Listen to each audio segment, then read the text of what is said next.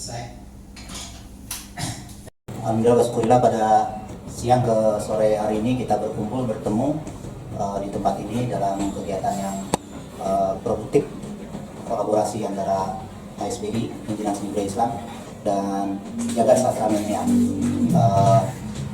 Terima kasih buat Bang Lili yang telah menginisiasi kolaborasi ini. Bagaimana kita memang memiliki frekuensi yang sama, bagaimana ruang-ruang tertentu kita jadikan ranah kreatif dan produktif, baik itu di sastra dan kesenian umumnya, seni budaya umumnya. Dan terima kasih abang saya juga, Mas Ani Mustafa, di antara kesibukannya. Dan terima kasih juga tentunya teman-teman wartawan yang telah hadir untuk memeriahkan atau mewarnai kegiatan kita. Teman-teman Jagat Sastra Milenial, Bang Romi, Pilihan, Nunung, Siria dan semua lah. Banika, ya kan?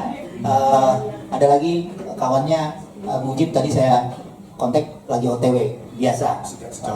Orang ini OTW. Teman-teman wartawan, Azhar, Fahmi, Mas Agus,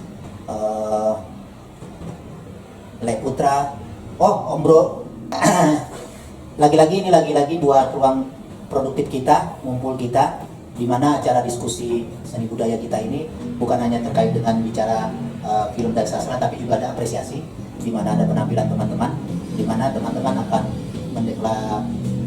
mendeklarasikan atau mendeklamasikan terkait dengan, saya sih pengennya puisi-puisi mereka sendiri nih, ya kan, sehingga bisa jadi catatan teman-teman wartawan gitu kan, bahwa penyair yang hadir dalam diskusi ini membacakan puisi karya-karya sendiri. Dan saya percaya memang ini semua penyair, semua bukan kaleng-kaleng seperti itu. Dan untuk mengawali acara kita, Bang Romi, silahkan. Waalaikumsalam. Saya Romi Sastra dari Sahabat Jagat Sastra Milenial, membacakan puisi saya sendiri yang saya tulis pada tahun 2025, 4 Juni lalu. Judulnya Ibrahim dan Surat Kepada Bulan. Malam ini Ibrahim menulis surat dengan jari ke udara, suasana gelap, sedangkan langit menganga menyambut luka para syuhada. Ibrahim mengirim surat itu lewat asap dan desir pasir menguar ke udara. Kepada kalimat yang selalu ia dawamkan di ujung lidah, tak pernah lupa dibaca. Subhanallah, Subhanallah. Meski nafasnya tersisa di tengah batas waktu, ia pun fakir meminum zikir Allah, Allah, Allah. Berharap bulan menampakkan rupa, sebab wajah bulan sebuah rahasia. Ironis, harapannya belum sempat tumbuh, tubuhnya telah dulu kaku disirami nasi. Ibrahim di sisa nafas yang akan berpulang ke surga berseru, aku tak tahu mengapa semua ini terjadi. Katanya pada malam. Malam tak pernah menjawab, hanya diam. Aku lelaki yang beranjak remaja, ingin mendengarkan lagi sejarah ibu tentang tanah Kan'an yang harus dipertahankan, dan ayah menepuk punggungku sebelum tidur. Tapi malam lebih senang mendengarkan dentuman daripada mendengarkan dongeng ribuan bocah-bocah yatim piatu. Bulan tetap sembunyi, suasana bisu. Mungkinkah bulan madu pada tangis pilu? Mereka kerap mengibar tanpa air mata, menggentarkan angkasa dan tak pernah masuk berita. Ia terkubur pada puing-puing reruntuhan. Rerumputan pun tak tampak lagi menari. Ibrahim remaja, syuhada bersama para jihadis lainnya sedang memungut biji zaitun, bercampur debu di ambang kematian, terjejer di ranting yang malang. Ibrahim telah lama menanam air mata dari masa kanak-kanak, lalu bertanya, seperti apa wujud kebahagiaan itu? Untuk kemerdekaan Palestina, ia tak sempat tua, hidupnya dilerai abu dan mesiu. Ibrahim membangun istana di kepal tangan, menyanggah kepalanya. Ibrahim remaja berkalung ketapel di dada. Teringat sejarah Daud merobohkan Jalut. Tak pernah lagi ia dengar sejarah itu, sebab ibunya sudah duluan terkubur reruntuhan. Di antara reruntuhan yang gemuruh, Ibrahim percaya cahaya bulan akan tiba menemaninya di misalnya nanti, pada tanah yang tak diberikan indahnya pagi dan penjajah berhati batu. Surat Ibrahim akhirnya terselip di kain mori. Ia tersenyum menatap misteri, menjemputnya pergi. Ibrahim dan surat kepada bulan. Romi Sastra, Jakarta, 4 Juni 2025. Terima kasih. Yaitu Mbak Nunung Nur El Net.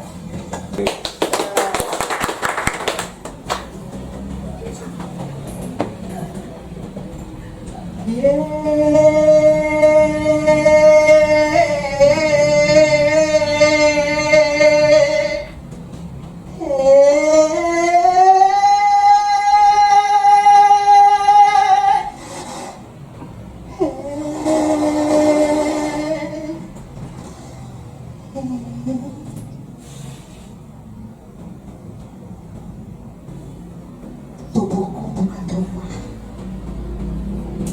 Ia perahu yang ditinggal ke laut.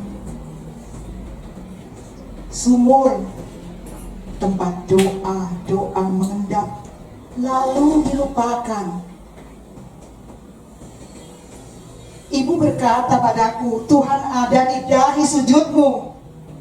Tapi dahi ini pernah disentuh tangan kasar yang mengutuk-ngutuki langkah kecilku. Pernah menunduk, bukan karena takjim, tapi karena malu aku menjadi perempuan. Lalu aku bertanya pada laut, adakah Tuhan di balik ombak yang menggulung ingatan? Adakah Tuhan di balik ombak yang menggulung ingatan? Lalu aku bertanya pada langit, adakah Tuhan yang tak memandang bentuk tubuh atau nama ayah? Malam-malam panjang aku susuri dengan gaun sobek dan nyanyian pedih. Aku menyanyikan nama-nama Tuhan yang tak disebut di dalam kitab, tapi tumbuh di rahim perempuan dan disusui dengan cinta yang tak pernah milik kasih.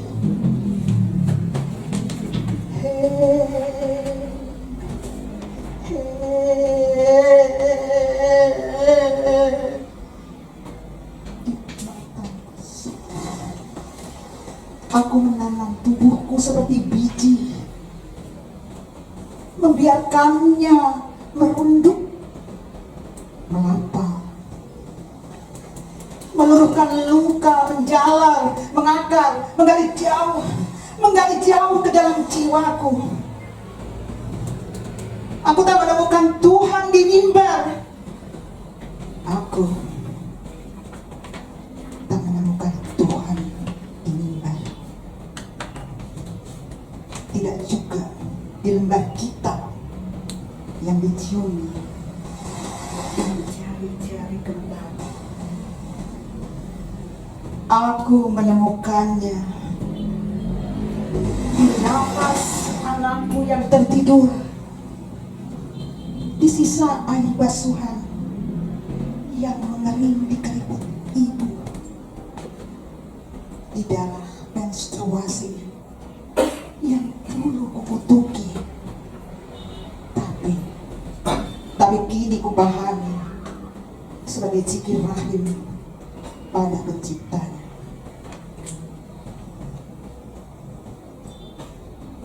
Kalau aku sujud bukan karena aku takut, tapi karena cinta. Tuhan, bukan dengan lidah, tapi dengan tubuh yang memaafkan diri sendiri. Denpasar, Januari 2025. Yang sangat spesial pikir saya, dan saya tidak bertanya dulu nanti baca puisi apa, tapi alam raya mendorong untuk sana. Ini menarik. Tadi Mas Andi bilang bahwa beberapa karya filmnya lahir dari puisi, dan karena ini ranah sastra dan kebetulan juga teman-teman penyair, jadi silakan mengajukan mana puisinya yang memang layak untuk difilmkan, bisa disampaikan kepada Mas Andi untuk jadi film. Tapi tentu melalui Jagat Sastra Milenial. Bukan hanya itu, kalau kita bicara sastra yang tadi dijelaskan juga ada beberapa karya film yang lahir dari karya-karya sastra, Laskar Pelangi, Gadis Kletek, Mau Naik Haji dan segala macamnya. Pikir saya poin besarnya adalah dunia sudah sampai di sini. Dunia apa itu? Dunia teknologi, digitalisasi dan segala macamnya. Tetapi juga sangat menarik, Bang Riri yang kebetulan dosen teknologi atau komputerisasi tidak mau menggunakan hal itu terkait dengan pola waktunya. Dan lebih menariknya lagi, ternyata AI itu atau digitalisasi yang kekinian itu, semakin dia kita debat, semakin pintar dia. Karena dia mereduksi atau mengcopy paste semua pemikiran-pemikiran kita yang tadinya tidak tahu menjadi tahu. Dia sedikit sebentar terkelabuhi, tapi lalu langsung beradaptasi. Dan kecanggihan itu saya ingat betul ketika Elon Musk itu pertama kali mendirikan perusahaan AI itu, dia akan bergembar-gembor bahwa dunia akan dikuasai oleh AI dan semua produk manusia atau tenaga manusia akan tersingkirkan oleh kecanggihan AI. Tetapi 2 tahun kemudian dia resah sendiri. Resah sendiri karena apa? Pemikirannya pun teradaptasi gitu, di copy paste gitu kan dengan AI itu sendiri. Ini mungkin seperti produk-produk film, film-film Hollywood di mana robot yang menciptakan si pencipta robot yang akhirnya dikalahkan oleh robot itu sendiri. Avatar juga kan salah satunya itu kan, seperti itu. Dan ini lagi-lagi kalau tadi Mas Andi bicara terkait dengan karya sastra diadaptasi menjadi karya film, kebetulan nih ada Mbak Viviana Rosa yang baru datang. Selamat datang Mbak, ya kan, di HSBI beliau adalah ketua bidang sastra. Seperti itu. Jadi terima kasih atas kehadirannya, karena ini hajatan HSBI kolaborasi dengan Jagat Sastra Milenial. Dan Bang Mus juga selamat datang. Tadi saya belum menyempatkan datang karena ketika kegiatan jalan, Bang Mus belum datang ya. Seperti itu. Jadi lagi-lagi ini bukan keresahan pikir saya, tapi sebuah PR besar buat kita para pelaku kreatif lah, para pelaku sastra, seni, film dan segala macamnya. Karena menurut Bang Riri, musik, film, sastra, lukisan atau fotografi itu bisa diproduksi oleh teknologi yang mungkin kemiripannya ya tidak bisa 100%, tapi mungkin 99% ya Bang Riri ya. Apakah itu bisa seperti itu? Sesi berikutnya adalah sesi tanya jawab. Oh ya silakan. Ini Ketua Umum PJMI, Persaudaraan Jurnalis Muslim Indonesia. Ini Ketua Umumnya Bang Riri yang wartawan Muslim ini, ya. Dan beliau juga sekretaris bidang sastra HSBI. Jadi terima kasih Pak Sekretaris. Ketua Umumnya hadir, sekretarisnya hadir, bendaharanya nggak hadir, nggak aman kita ini. Tapi aman, semua sudah tersedia kayak gitu. Yang gawat bendahara JSN yang hadir. Berarti aman udah. Bendahara keren.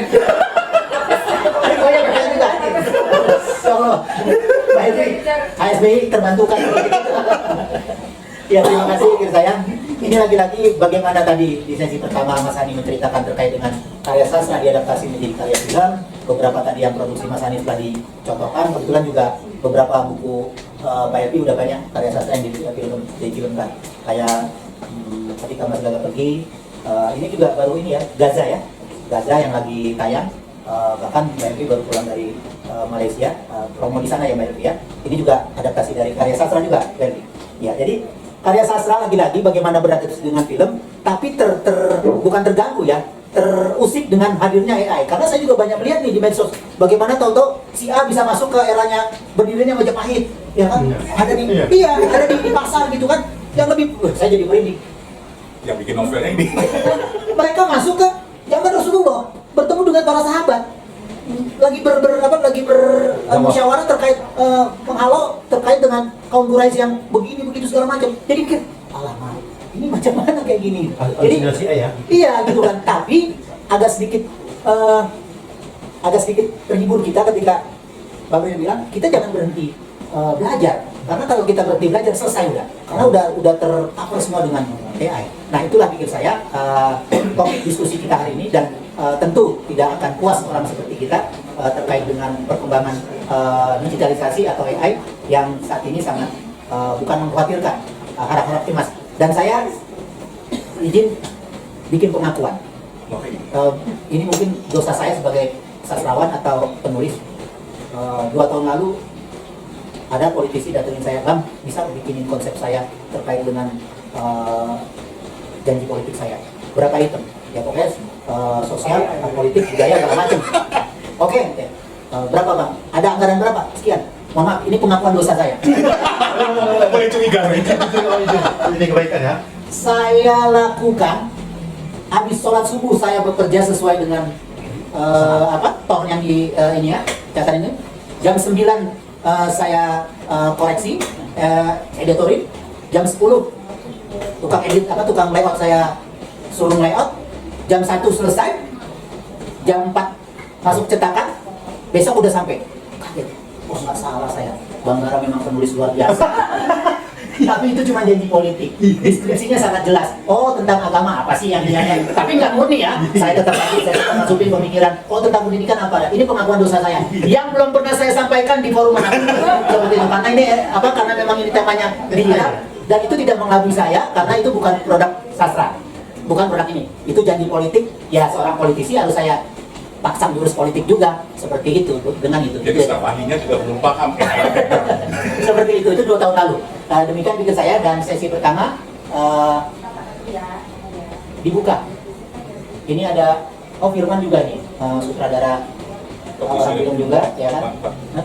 Iya. Selamat datang Om Firman.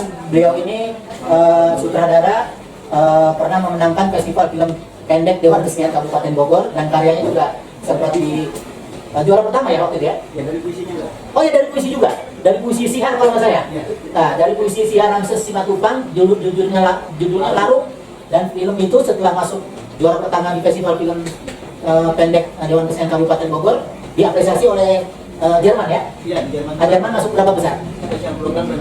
Oke, lagi-lagi dari karya sastra. Seperti itu. Selamat datang Om Jerman.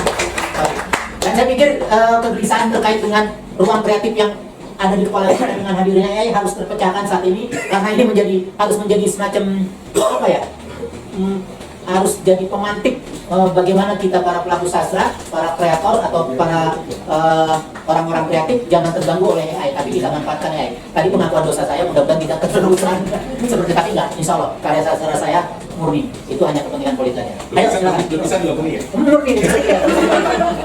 Dan selanjutnya ini ada sesi baca puisi dulu.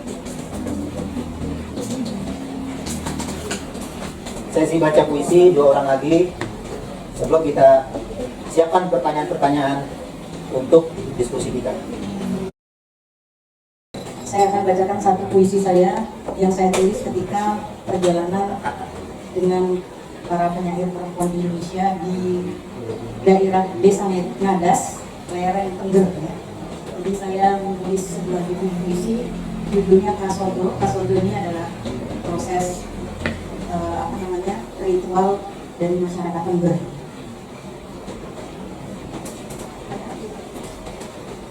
Kasodo.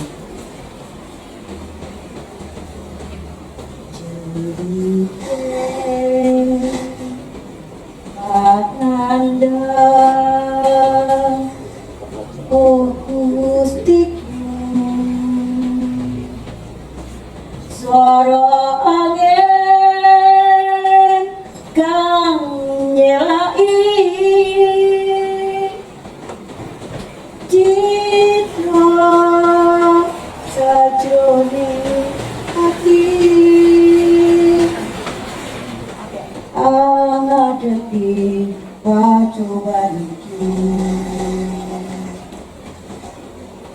Ibu mengajarkan bagaimana cara membungkus doa dengan daun pisang, melipat rasa takut ke dalam tumpeng.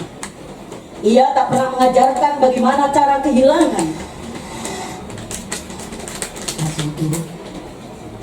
Malam saat tubuh pagi dipanggil untuk melepaskan, lelaki-laki membawa ayam, buah, kembang, beras kuning dan uang receh. Perempuan menyisipkan doa dari tubuh yang pernah menggandeng dan menahan sakit. Kami tahu, doa tak bisa dilempar jika tubuh belum merelakan. Maka dari mata air kami siram rambut dengan bunga agar kepala kami bisa dipenuhi restu, bukan hanya beban. Lelaki berdiri di tepi kawah, perempuan berdiri di tepi harapan. Di antara mereka, doa yang mekar dari daging dan debu. Kasodo bukan hanya sesajen. Ia tubuh kami yang kami larung sedikit demi sedikit, agar anak-anak kami bisa menanam kentang tanpa rasa takut, agar suami kami tak hilang saat mendaki, agar guru kami tidak hanya ambruk oleh angin dan cemburu.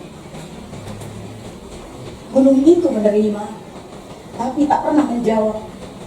Dia diam, tak bergeming. Maka kami dalam, dengan tangan yang lelah melepaskan dada yang tetap mengandung harapan, meski tak pernah kembali dalam bentuk yang tak bisa dipeluk. Terima kasih. 10 September 2018. Assalamualaikum warahmatullahi wabarakatuh. Ya, makasih. Yang selanjutnya, Oh, ada bunyi, nggak bebas. salam budaya. Salam budaya. Anu Bang. Salam budaya. Kalau gini, ya. Oke. Di dada. Salam budaya. Literasi. Literasi, salam literasi. Oke. Oke, satu lagi. Dan sekali lagi selamat Bang Dara atas pameran lukisan budaya ya. Saya akan bacakan puisi karya saya sendiri. Ada Bang Surya Paloh. Gak apa-apa, kan sekalian artis. Oh iya.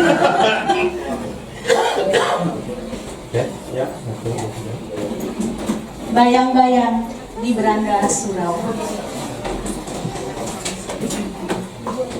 Aku membaca ulang sejarah dari halaman warisan tuanku Hamzah Al-Fansuri. Duduk di beranda surau, menggugurkan waktu lewat pantun, daun yang tak pernah letih jatuh. Berdendang kaji lewat syair memukau. Pulanglah nafsu kebayang-bayang, jangan turut aku sedang bersembahyang. Sebelum badanku di kalang tanah menyatu ke dalam cahaya nan megah. Lalu suara itu menjelma azan, tersekap di dalam dada. Setiap katanya menumbuhkan langit kepada tubuhku retak berkalang dunia. Lampu-lampu tak lagi sekedar cahaya. Pertanyaan tak pernah padam. Siapa aku setelah nama dilucuti? Di mana Tuhan saat tubuhku jadi sunyi?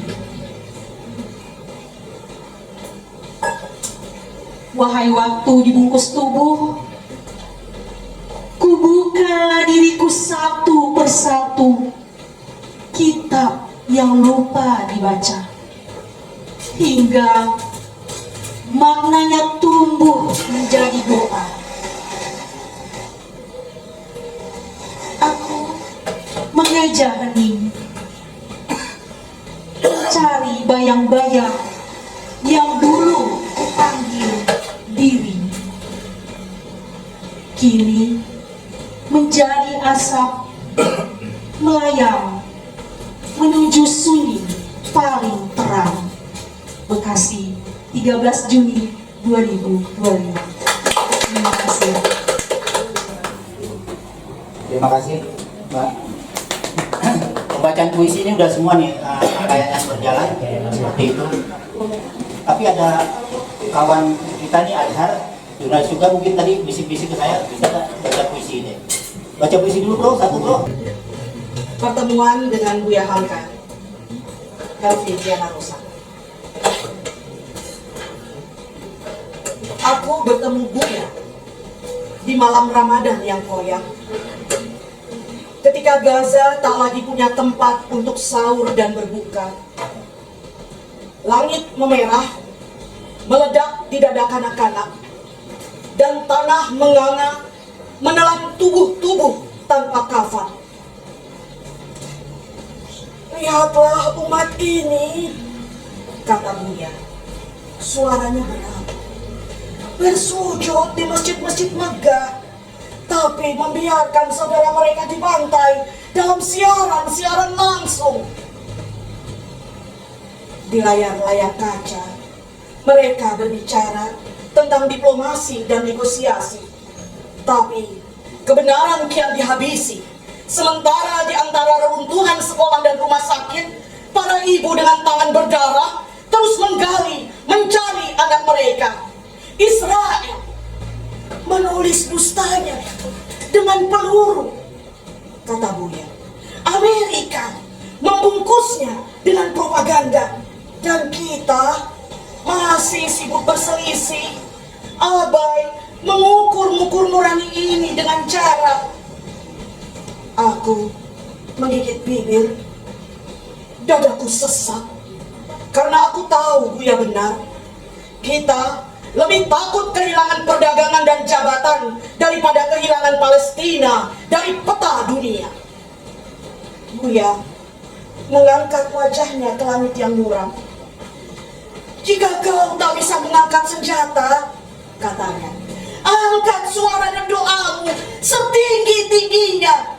Jangan biarkan diam menjadi kuburan bagi kemanusiaan. Buya menatapku, matanya seperti sumur yang dalam. Jika kau bingung mengambil peran, setidaknya jadilah batu di tangan anak-anak itu, daripada menjadi bisu di hadapan sejarah yang mencatat pengkhianatan kita. Aku tergugup. Buya melangkah pergi, hilang dalam bayang. Tapi kata-katanya menetap, menjelma bara di dadaku, menjadi perlawanan di puisiku. Depok 20 Maret 2020. Thank you. Oke, ini saya bilang jangan malu-maluin isik, dia langsung ini. Silakan, Bung Azhar. Soalnya yang pengacara. Salam dari kolong jembatan. Angin malam menyebarkan dingin hujan. Hujan deras di tepi kolong jembatan. Para kuli dan pengangguran duduk di warung kopi sambil menikmati irama dari kopi. Tiba-tiba seorang lelaki berjalan, tergesa ke arah kami dengan menebar senyuman. Lelaki dengan wajah tampan segera menarik jaipong di depan panggung sendirian, melupakan penderitaan dan hinaan. Yang menari mengikuti irama kendang. Semua mata memandang ke arahnya terpesona. Dia lelaki dari kampung pedalaman, jadi kuli angkut di pasar dengan cepat rempehan. Dia terus menghentakkan pinggul, tangan, dan kepala seirama suara hentakan kendang. Dia ingin menutup luka yang berkepanjangan. Orang-orang yang duduk di warung kopi segera beranjak mengelilinginya dan dia tak peduli dan terus menari. Para sinden saling melempar senyum di atas panggung yang sederhana sekali. Mereka terkesima pada lelaki tampan berpakaian lusuh yang pandai menari. Ketika irama lagu berhenti, lelaki itu segera menganggukkan kepalanya ke arah panggung yang berubah sunyi. Lalu ia berjalan ke arah kegelapan. Ketika itu seorang memanggil namanya. Engkaukah lelaki yang luka, yang meninggalkan ibunya sendirian di sana? Ya, ibumu lama menunggu. Lelaki itu membisu. Aku tak bermaksud membukang kamu.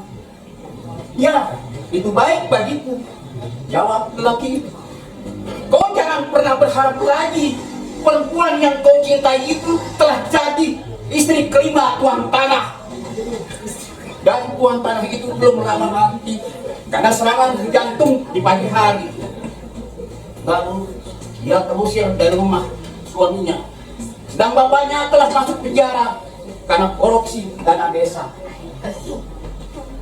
Kalau begitu sampaikan salam dariku bahwa aku belum bisa melupakannya.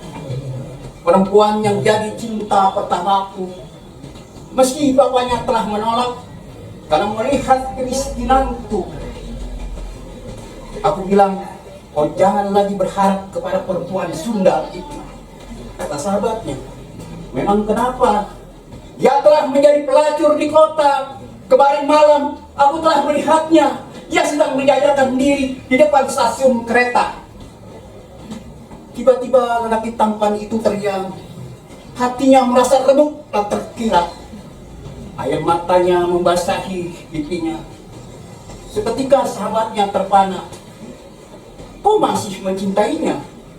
Ya, aku akan mencarinya. Sekarang ia lebih menderita. Karena waktu juga tidak memungkinkan lagi untuk kita omong-omong, jelaskan resume dari diskusi kita secara A sampai Z, maka saya rangkum dalam bentuk puisi. Oke, ini I ya, bukan? Oh ya, ini I. Anak kecil saat ini ngeri ya. Dunia sudah di sini. Meski tanpa rasa, ia sudah masuk ke semua lini. Film, sastra, musik, dan seni rupa, serta yang lainnya. Tak perlu takut. Setubuhi kemajuannya hingga menjadi satu kesatuan hidup dari dunia kreatif kita untuk dunia. Demikian, terima kasih. Gitu. Terus.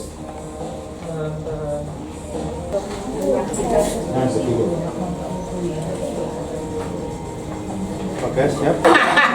2,5 juta. Jadi honor bicara. Jangan nanti dia minta.